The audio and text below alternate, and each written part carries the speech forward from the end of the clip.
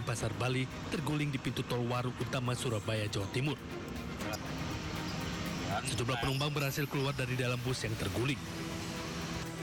Bus diketahui tiba-tiba menabrak sejumlah water barrier dan pot tanaman pembatas jalan sebelum masuk gerbang tol dan terguling.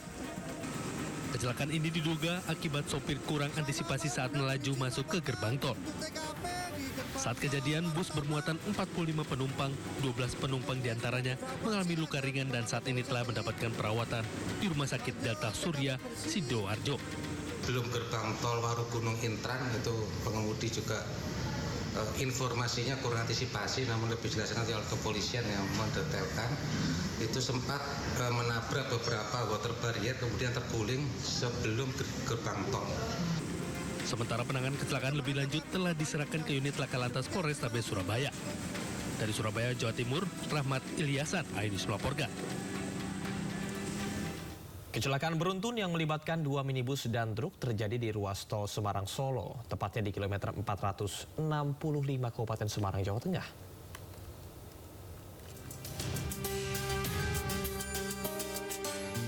Kecelakaan beruntun yang melibatkan dua minibus dan truk bermuatan peralatan tambang terjadi di Jalan Tol Semarang Solo, tepatnya di kilometer 465 Kabupaten Semarang, Jawa Tengah.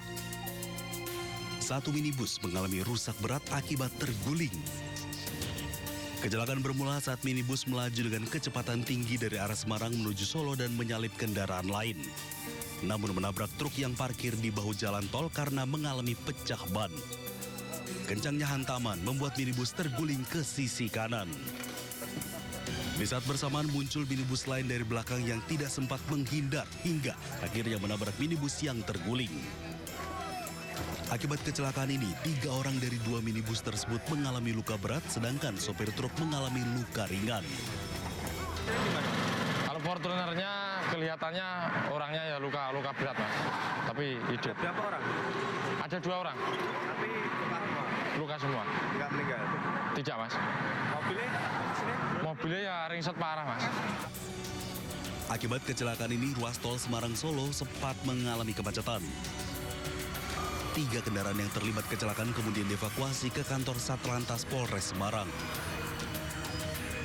Dari Kabupaten Semarang, Jawa Tengah, Lurisa Lulu, iNews melaporkan.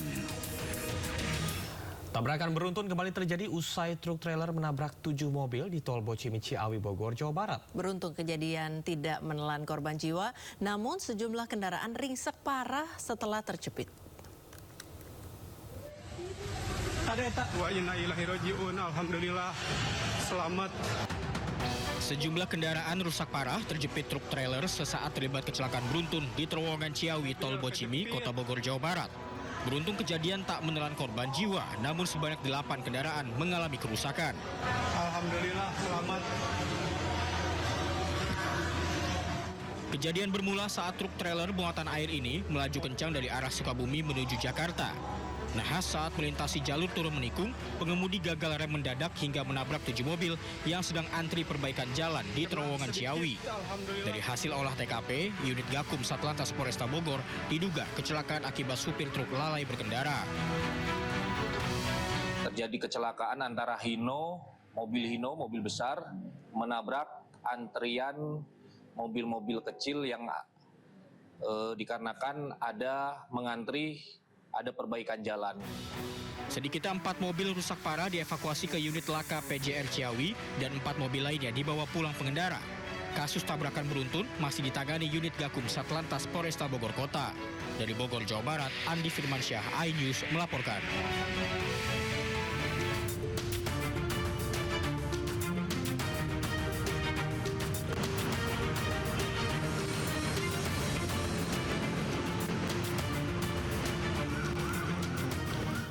Nah, pemirsa, selanjutnya kami akan ajak Anda untuk mengetahui pantauan lalu lintas hari ini di sejumlah wilayah melalui pantauan CCTV Korlantas Polri. Ya, kita akan bergabung dengan Brigadir Treslinda di studio NTMC Polri. Selamat pagi, Brigadir Treslinda. Bagaimana pantauan arus lalu lintas di sejumlah titik di wilayah Indonesia melalui pantauan CCTV di sana? Ya baik, terima kasih Priska dan juga Camar di studio. Pemirsa, kami akan mengajak Anda mengupdate informasi arus lalu lintas terkini melalui pantauan CCTV Korlantas Polri. Kita awali dari JPO Polda Metro Jaya, Jakarta Selatan. Seperti yang terlihat pada aktivitas pagi untuk arus lalu lintas dari Gatot Subroto yang akan mengarah ke Semanggi dan Senayan masih dalam keadaan ramai dan lancar, baik itu di ruas tol dalam kota maupun di jalur arteri. Kemudian memang yang perlu diantisipasi kawasan ini berakhirnya sistem kontraflow. Untuk itu kami harapkan Anda untuk selalu berhati-hati dengan kendaraan yang keluar pada jalur ini, baik itu untuk arus lalu lintas di gerbang tol, maksud kami di ruas tol dalam kota. Kemudian kita beralih ke CCTV selanjutnya, Pospol Simpang Cileunyi, Bandung, Jawa Barat. Arus lalu lintas dari tol Cileunyi yang akan mengarah ke Cibiru seperti yang terlihat pada layar kaca lebih didominasi dengan kendaraan roda 2, kemudian antisipasi dengan angkutan umum yang berhenti pada median jalan untuk menaikkan dan menurunkan penumpang. Arus lalu lintas yang akan mengarah ke arah sebaliknya Nagrek dan Tasikmalaya sampai saat ini masih dalam keadaan ramai dan lancar. Kita bergeser ke kawasan Kahetek, Sumedang, Jawa Barat. Saat ini arus lalu lintas dari arah Nagrek yang akan mengarah ke Tasik dalam keadaan ramai dan lancar. Di arah sebaliknya Jatinangor yang akan mengarah ke Nagrek dan juga Tasik masih dalam keadaan ramai dan lancar. Pemirsa, yang terakhir kita pantau dari Pospol Cisanggarung, Cirebon, Jawa Barat. Arus lalu lintas dari arah Cirebon yang akan mengarah ke Semarang sampai saat ini masih dalam keadaan kondusif lancar, di mana memang terlihat dominasi kendaraan roda 2 meskipun dalam keadaan relatif lancar arus lalu lintas di kawasan ini. Tentunya kami harapkan Anda dapat mengutamakan keselamatan di jalan sebagai kebutuhan untuk mengurangi angka kecelakaan lalu lintas. Dan berdasarkan data dari SMS Korlantas Polri, dalam kurun waktu 1 kali 24 jam terjadi 229 kasus laka lantas dengan rincian 15 orang meninggal dunia, 40 orang luka berat, serta 301 orang luka ringan. Dari data tersebut 98% terjadi karena kecerobohan pengemudi. Tentunya bagi para pengguna jalan untuk selalu mengutamakan keselamatan di jalan sebagai kebutuhan dengan menjaga batas kecepatan, kemudian jaga jarak aman kendaraan Anda. Pastikan kendaraan Anda juga berfungsi dengan baik. Hal ini untuk mencegah terjadinya kecelakaan lalu lintas. Kembali ke rekan saya, Camar dan juga Priska di studio, silakan. Baik, terima kasih Brigadir Treslinda atas laporannya. Selamat bertugas kembali dan salam presisi.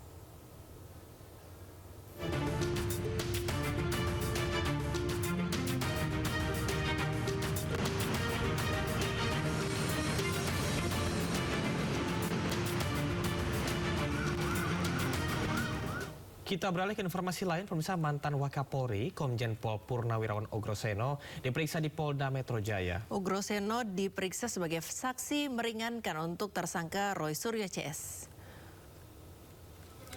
Ugroseno tiba di Polda Metro Jaya didampingi kuasa hukum Roy Suryo CS Refli Harun. Ugroseno menjadi saksi meringankan untuk tersangka Roy Suryo CS terkait tudingan ijazah palsu Jokowi.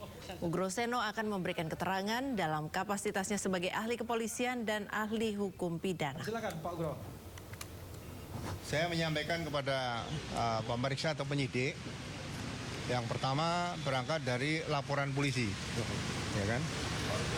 Laporan polisi yang dilakukan oleh Pak Jokowi beserta 3 orang lainnya, ya kan? Berkaitan dengan pasal-pasal dugaan tindak pidana 310, yaitu pencemaran nama baik, dan 311 masalah fitnah di KUHP lama ya.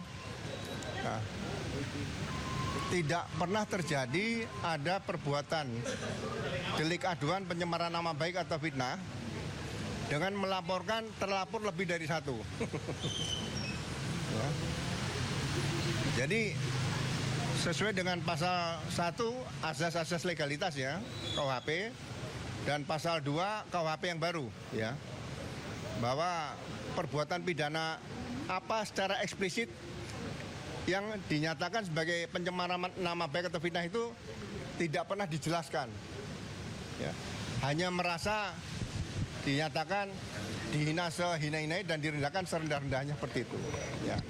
Jadi saya katakan bahwa laporan dugaan peristiwa tidak pidana itu tidak jelas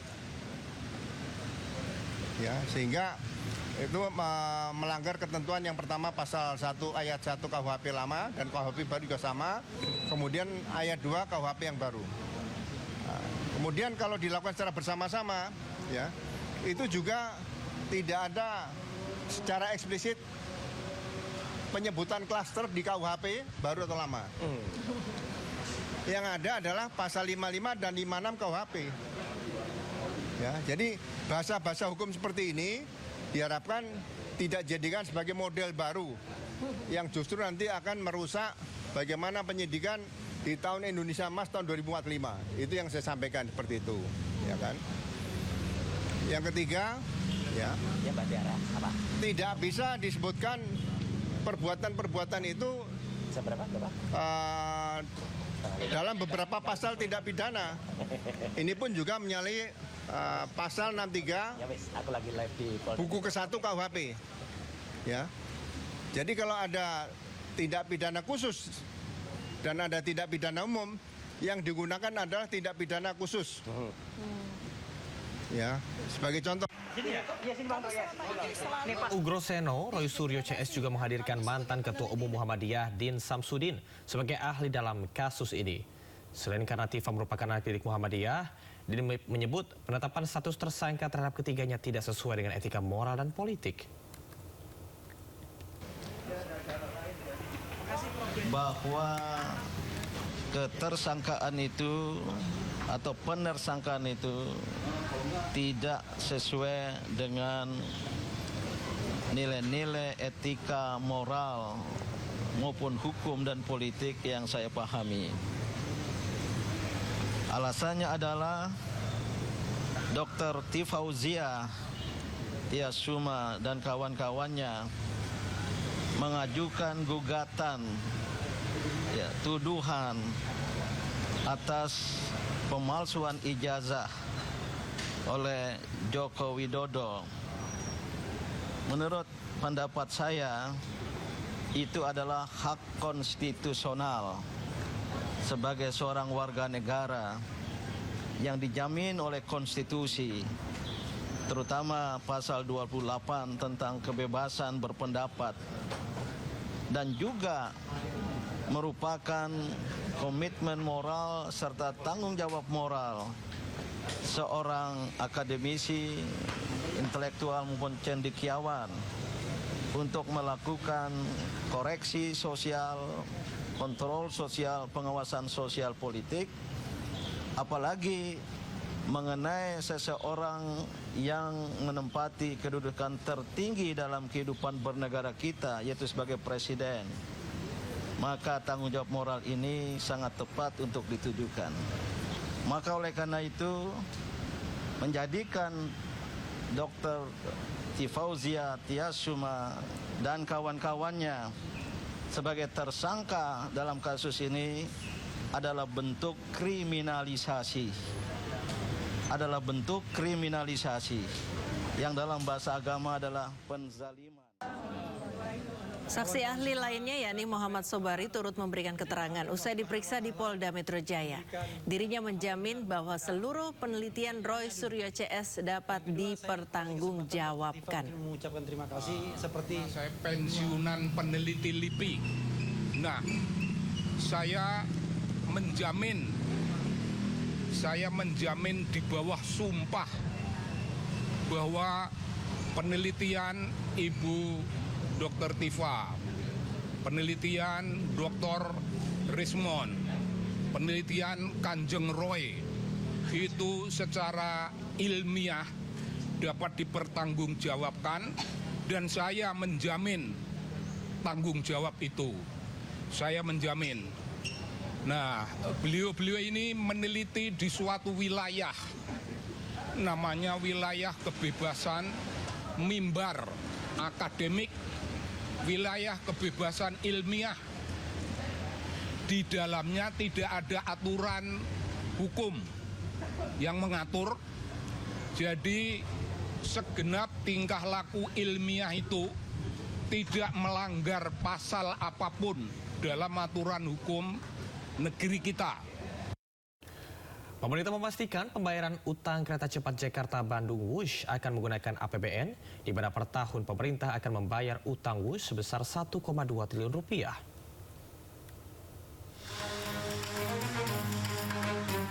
Menteri Sekretaris Negara Prasetyo Hadi menjelaskan bahwa pelunasan utang kereta cepat Jakarta-Bandung atau Wush sebesar 1,2 triliun rupiah per tahun akan memakai dana APBN, di mana pemerintah telah menyiapkan sumber anggaran pelunasan utang Wush berasal dari APBN. Penyelesaian utang kereta cepat Wush selama ini telah menjadi sorotan publik mengingat beban utang nilai proyek membengkak menjadi 116 triliun rupiah. Presiden Prabowo Subianto sendiri sudah memerintahkan jajaran menteri untuk segera mencari skema penyelesaian terbaik utang kereta cepat Jakarta-Bandung. Kemarin laporan terakhir rapat dengan antara, jadi masih ada finalisasi. Sekarang proses negosiasi atau pembicaraan teknisnya itu langsung dipimpin oleh Pak Rosan sebagai CEO dan antara. Tapi berarti dari APBN? Dari APBN? Iya. Menurut Prasetyo, permasalahan kereta cepat Wush semestinya tidak semata-mata dipandang dari sisi utang, melainkan juga manfaat bagi masyarakat seperti mengurangi kemacetan, mengurangi polusi, hingga mempercepat perjalanan.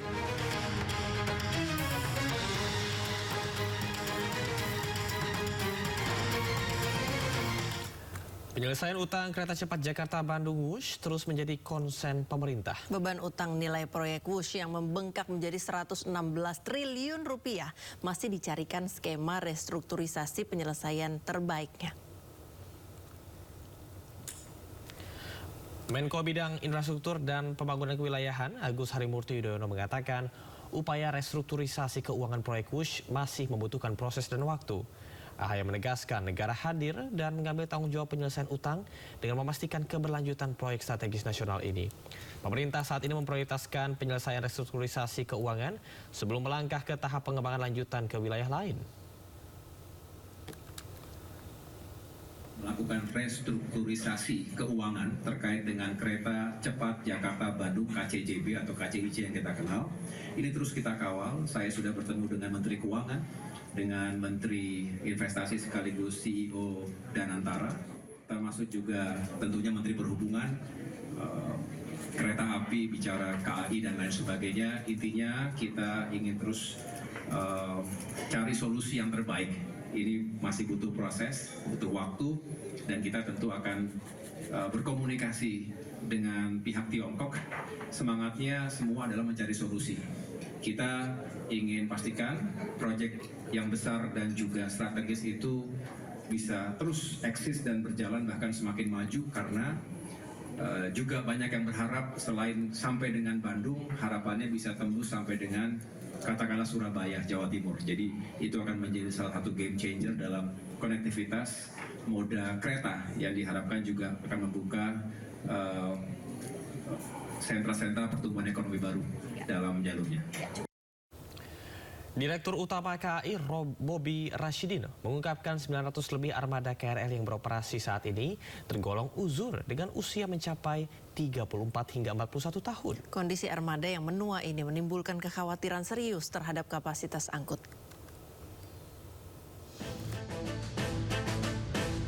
Direktur Utama PT Kereta Api Indonesia Persero, Bobi Rashidin, membeberkan kondisi terkini armada KRL Jabodetabek.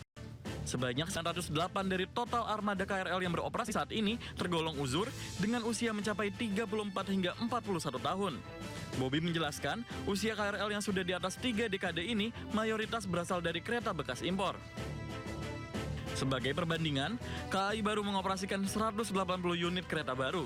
Ini terdiri dari 132 unit atau 11 trainset produksi CRCC Sifang, serta 48 unit atau 4 trainset buatan Inka.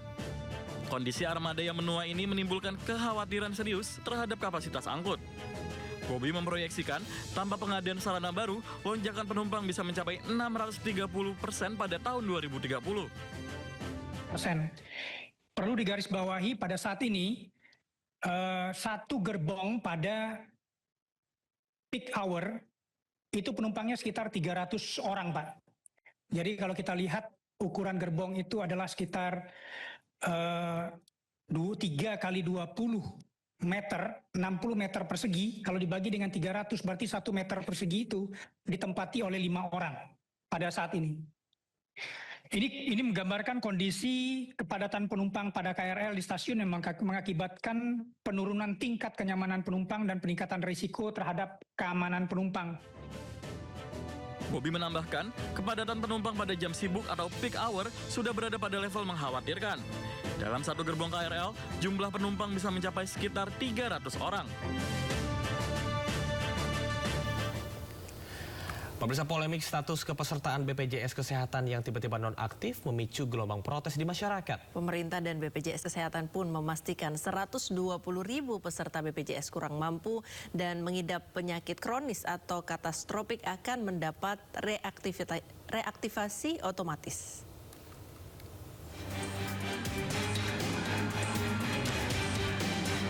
Pemerintah memastikan 120.000 peserta BPJS PBI atau BPJS bagi warga kurang mampu yang mengidap penyakit katastropik akan mendapatkan reaktivasi secara otomatis.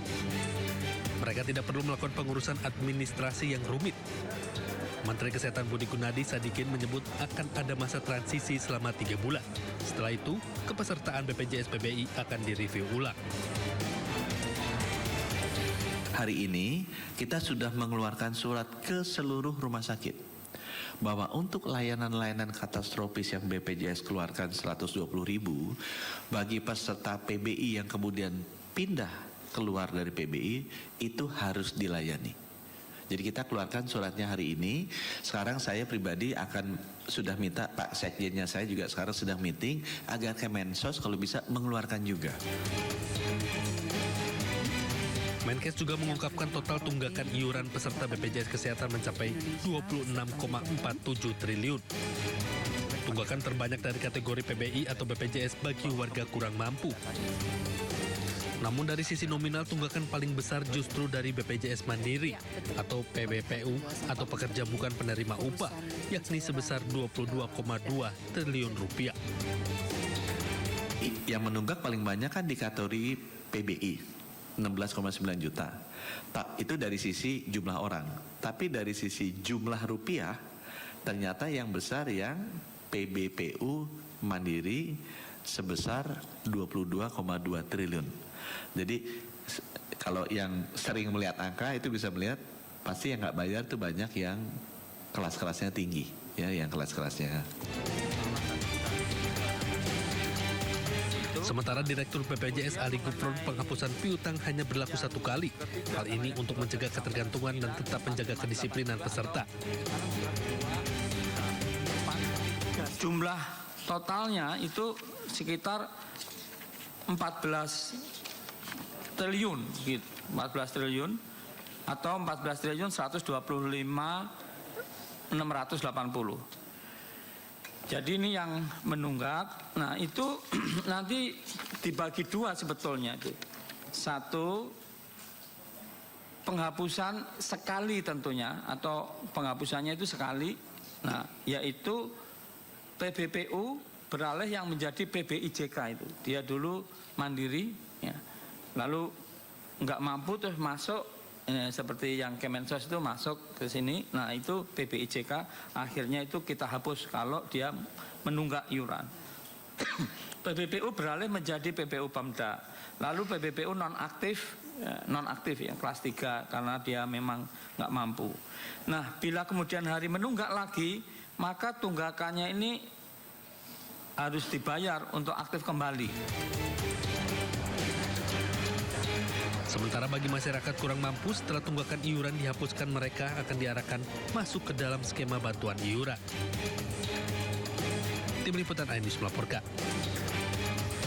Pemilisan nonaktifnya status kepesertaan BPJS penerima bantuan iuran jaminan kesehatan menimbulkan keresahan masyarakat karena tidak dapat berobat gratis. Lalu seperti apa kronologi kebijakan tersebut? Berikut informasinya untuk Anda.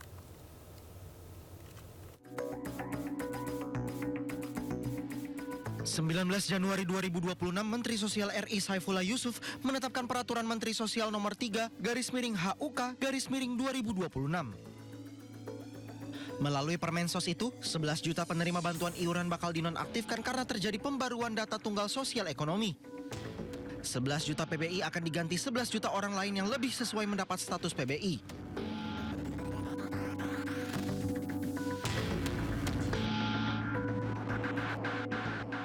Januari 2026, Peraturan Mensos Nomor 3/HK/2026 resmi diundangkan, diteken Direktorat Jenderal Peraturan Perundang-undangan Kementerian Hukum RI, Dahana Putra.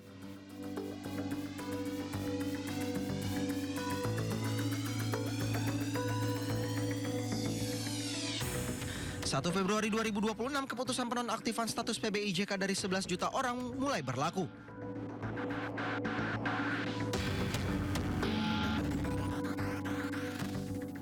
Lalu pada 4 Februari 2026, ramai pemberitaan banyaknya pasien PBI JK tidak bisa berobat gratis karena status PBI-nya nonaktif mendadak.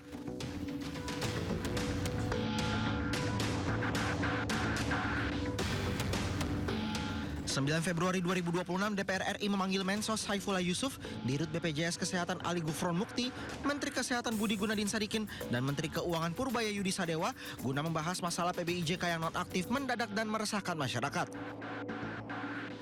Rapat yang dipimpin Wakil Ketua DPR RI Sufmi Dasko Ahmad itu memutuskan solusi sementara penonaktifan PBI yang semula dimulai 1 Februari ditunda sampai 3 bulan ke depan.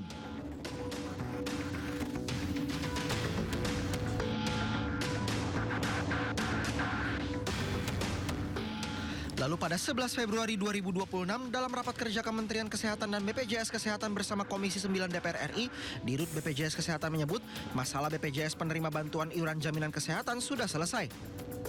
Pasien dengan penyakit katastropik yang sempat dinonaktifkan status PBI-nya sudah bisa kembali berobat gratis di rumah sakit.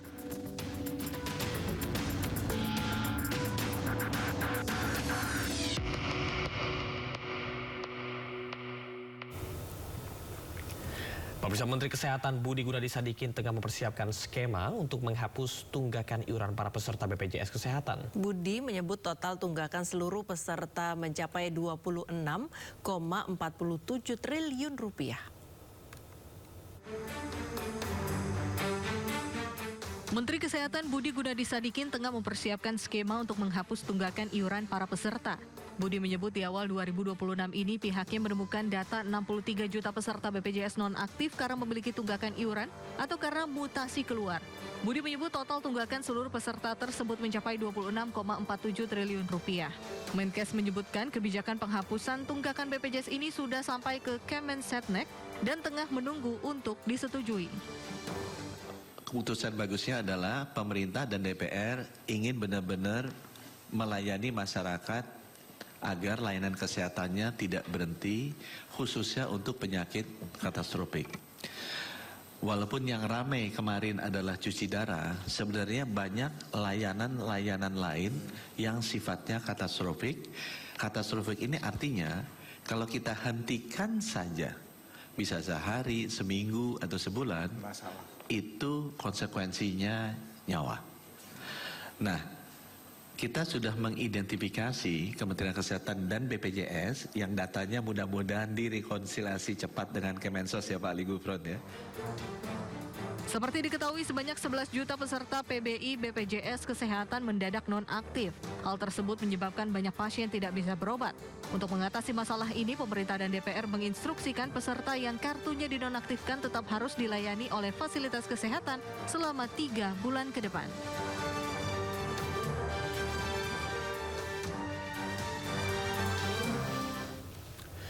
Pemerintah Indonesia siap kerahkan 5.000 hingga 8.000 prajurit TNI ke Gaza untuk misi perdamaian. Tetaplah di Sindut Today untuk menyaksikan informasi selengkapnya.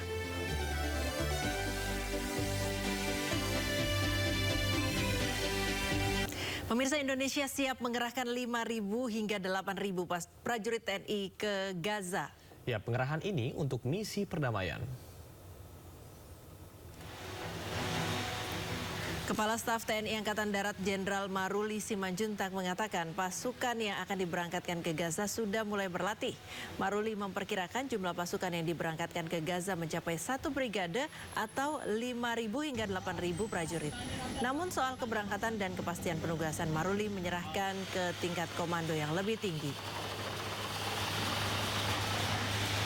Ya, itu kan masih terus berjalan ya. Jadi kan kami menunggu dari hasil koordinasi ke yang mengkoordinir di Gaza. Nanti ke Mabes TNI nanti ke Mabesat memerlukan personil yang berkarakter apa. Nanti kami siapkan, begitu. Tapi persiapannya sudah jalan, sudah mulai berlatih orang-orang yang kemungkinan kan kita nanti kan jadi perdamaian. Jadi berarti si jenis kesehatan yang seperti itu kami siapkan. Jumlah personilnya spesifik akan di Gaza ya Pak, bukan di Lebanon atau lain? Ya saya belum terlalu ini ya, lebih baik bertanya ke Mabes TNI biar lebih jelas. Kalau kami hanya penyiapan pasukannya saja. Jumlahnya berapa berarti kira-kira?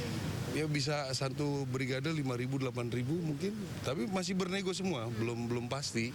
Jadi belum ada kepastian angka sampai sekarang. Gitu. Ya, tapi tahun ini Pak pelibatan TNI dalam Ya belum bisa saya pastikan karena saya tidak ikut itu, saya bagian penyiapan. Ya. Oke. Pelibatan TNI dalam pemberantasan terorisme itu seperti apa? Apakah disampaikan oleh pemerintah? Itu biar saja nanti dari Mabes TNI ya, Mabes TNI dari Kemhan biar. Kalau kami kan masih pembinaan Angkatan Darat, jadi kita tidak mengikuti detail apa yang. Pemirsa, Israel resmi bergabung dengan Dewan Perdamaian Board of Peace bentukan Presiden Amerika Donald Trump. Kamis kemarin, Perdana Menteri Israel Benjamin Netanyahu bertemu Menteri Luar Negeri Amerika Marco Rubio di Washington, Amerika Serikat. Dalam pertemuan tersebut, Netanyahu dan Marco Rubio menandatangani dan memegang dokumen resmi keanggotaan Israel sebagai bagian dari Dewan Perdamaian Baru atau Board of Peace yang dibentuk Presiden Amerika Donald Trump. Penandatanganan dokumen dilakukan Netanyahu sebelum bertemu Presiden Trump di Gedung Putih. Salah satu misi Dewan Perdamaian yakni mengakhiri konflik Gaza, namun belum terungkap ke publik bagaimana konsep atau strategi Dewan Perdamaian bentukan Trump ini untuk mengakhiri konflik di Gaza. Israel sebagai salah satu pihak yang berkonflik justru terlibat sebagai juru penengah, sementara Palestina tidak dilibatkan sama sekali.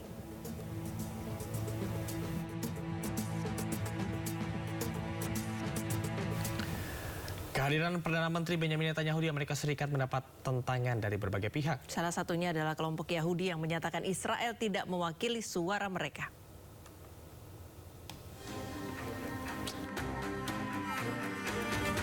Kelompok-kelompok Yahudi anti-Zionis dan aktivis pro-Palestina menggelar protes di Washington DC, Amerika Serikat. Mereka mengecam Perdana Menteri Israel Benjamin Netanyahu dalam kunjungannya ke Amerika Serikat. Demonstran Yahudi termasuk para rabi berbaris di dekat Gedung Putih sambil memegang plakat dan spanduk anti-Zionis yang menentang perang dengan Iran. Dalam aksinya ini mereka juga menyatakan solidaritas dengan Palestina dan menegaskan bahwa Israel tidak berbicara atas nama Yahudi. Para demonstran Yahudi ini juga meminta Presiden Amerika Serikat Donald Trump untuk mengakui bahwa orang Yahudi bukanlah Zionis. Sementara itu dengan aksi terpisah, kelompok pro-Palestina yang lebih kecil berkumpul di jalan dan meminta Israel untuk keluar dari Amerika. Aksi protes ini terjadi ketika Presiden Amerika Serikat Donald Trump dan Netanyahu mengadakan perbicaraan tertutup di Gedung Putih pada hari Rabu. Sementara itu, pemirsa, juru bicara Kementerian Luar Negeri Yvonne Mewengkang menegaskan masuknya Israel ke dalam Board of Peace atau BOP tidak menggoyahkan komitmen Republik Indonesia dalam memperjuangkan perdamaian dan menghentikan kekerasan di Gaza.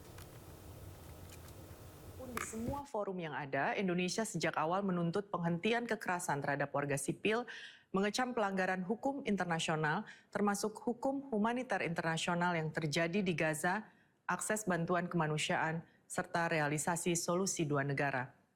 Dalam konteks tersebut, Indonesia melihat pentingnya keterlibatan para pihak yang berkonflik sebagai bagian dari proses menuju perdamaian.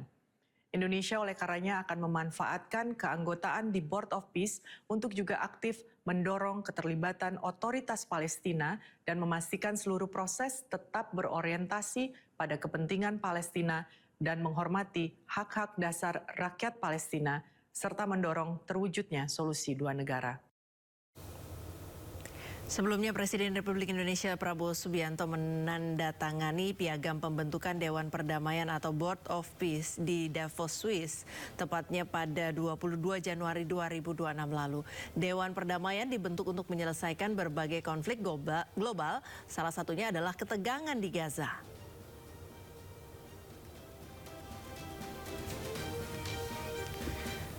Beralih ke negeri Tenggo, Argentina, pemirsa, bentrokan terjadi antara polisi dan demonstran di Buenos Aires. Ya, para demonstran memprotes undang-undang yang dinilai tidak berpihak pada pekerja.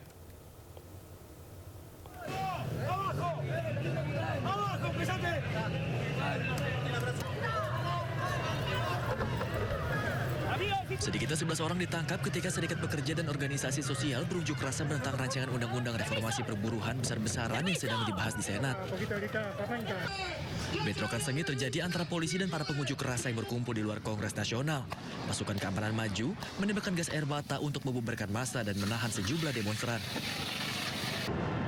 Kobaran api terlihat di jalanan, sementara para demonstran dirawat karena terkena gas air mata, bahkan mengalami luka parah di bagian wajah. Undang-undang basis merupakan landasan dari rencana Presiden Javier Milei untuk melakukan deregulasi ekonomi. Undang-undang ini dinilai akan menghancurkan kemajuan sosial selama beberapa dekade. Kemarahan publik dipicu oleh beberapa perubahan radikal dalam undang-undang ketenagakerjaan negara tersebut. Para kritikus sangat geram dengan perpanjangan masa percobaan pekerja dari 3 bulan menjadi 6 bulan. Atau bahkan hingga 1 tahun untuk bisnis kecil yang memungkinkan perusahaan untuk memberhentikan staf tanpa kompensasi untuk jangka waktu yang lebih lama. Para kritikus mengatakan bahwa reformasi ini bukanlah modernisasi perburuhan, melainkan serangan langsung terhadap sistem pensiun, kekuatan serikat pekerja, dan perlindungan dasar bagi para pekerja. Sementara pemerintah bersikeras bahwa perubahan ini sangat penting untuk menghidupkan kembali perekonomian yang stagnan. Siklon Gezani menghancurkan kota Toa Masina dan mengakibatkan kerusakan parah di seluruh kota. Ya, sedikitnya 14 orang tewas akibat bencana ini.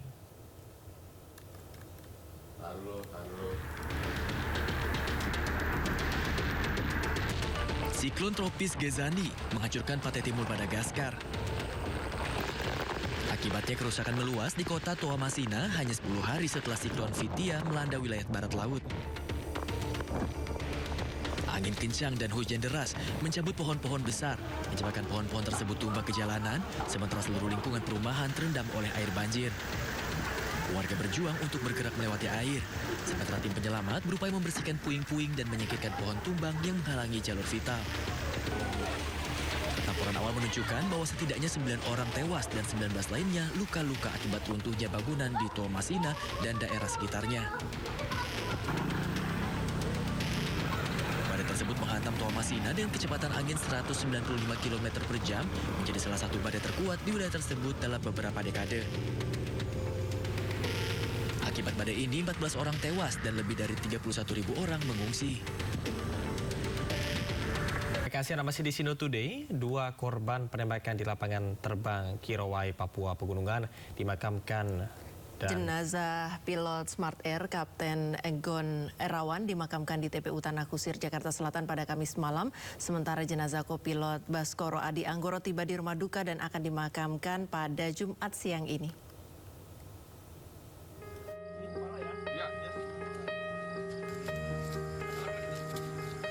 Egon Erawan, salah satu pilot Smart Air yang tewas akibat kebrutalan kelompok kriminal bersenjata di lapangan terbang Kirowai, Papua Pegunungan, akhirnya dimakamkan pihak keluarga pada Kamis malam. Pemakaman dilakukan di TPU Tanah Kusir 3, Kebayoran Lama, Jakarta Selatan, usai sebelumnya disemayamkan di rumah duka wilayah Ciputat, Tangerang Selatan. Suasana haru nampak menyelimuti proses pemakaman almarhum Egon Erawan yang dikenal sangat baik semasa hidupnya. Almarhum Kapten Egon Erawan adalah sosok yang sangat baik, dia mendedikasikan hidupnya untuk kepentingan banyak orang. Dan kita sama tahu sebagai pilot, apalagi di daerah pedalaman, di remote area, di pedalaman Papua, adalah pekerjaan yang sebenarnya tidak sederhana. Sementara itu, jenazah kopilot Smart Air Baskoro Adi Anggoro tiba di rumah duka di Kafling DKI, Pondok Bambu, Durensawit, Jakarta Timur pada Kamis malam. Jenazah langsung disambut keluarga yang telah menunggu sejak menerima kabar Baskoro menjadi salah satu korban penembakan kelompok kriminal bersenjata di Papua. Rencananya jenazah Baskoro akan dimakamkan di TPU Pondok Kelapa pada Jumat siang. Diketahui kejadian tragis penembakan pilot dan kopilot Smart Air terjadi pada Rabu kemarin di landasan Korowai, Papua Pegunungan. Evakuasi jenazah dua korban yang dilakukan pasukan Brimo pun sempat diwarnai kontak tembak dengan KKB. Tim Liputan iNews melaporkan.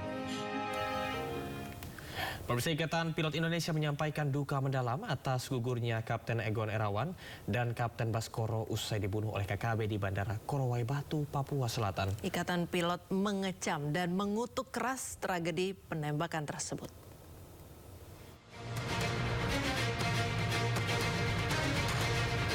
Pesawat Smart Air ditembaki di Kampung Danowage, Bovendigul, Papua Selatan. Akibatnya pilot dan kopilot pesawat tewas di lokasi. Penembakan berawal saat pesawat tiba di lapangan terbang Korowai Batu. Usai mendarat, pesawat ditembaki oleh sekelompok orang bersenjata. Pasca penembakan terhadap Kapten Egon Erawan dan Kapten Baskoro, Ikatan Pilot Indonesia menyampaikan duka mendalam atas gugurnya rekan sejawat mereka. Ikatan Pilot Indonesia mengecam dan mengutuk keras tragedi memilukan tersebut dan meminta adanya perbaikan terhadap keamanan penerbangan. Pilot sebagai pengemban tugas tersebut wajib dilindungi oleh negara dalam melakukan setiap tugasnya, termasuk infrastruktur penerbangan di dalamnya, yaitu bandara yang merupakan objek vital nasional yang harus dilindungi dari segala gangguan keamanan. Ikatan Pilot Indonesia juga meminta kepada seluruh para pilot untuk meningkatkan kewaspadaan pada penerbangan di daerah beresiko tinggi. Dari Tangerang Selatan, Banten, Nunung Purnomo, iNews melaporkan. Sebelumnya pesawat Smart Air ditembaki di Kampung Danowage, Bovendigul, Papua Selatan. Akibatnya pilot dan kopilot pesawat tewas di lokasi.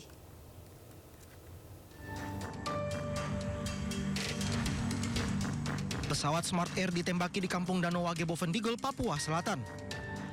Penembakan berawal saat pesawat tiba di lapangan terbang Korowai Batu. Usai mendarat, pesawat ditembaki oleh sekelompok orang bersenjata. Akibatnya pilot bersama penumpang menyelamatkan diri ke hutan. Namun pilot dan kopilot tertangkap dan langsung ditembak hingga meninggal dunia di lokasi. Ya, kalau untuk sementara yang kita pastikan itu ada korban 2 orang, tapi untuk yang lainnya kita belum tahu. Untuk situasi sampai saat ini?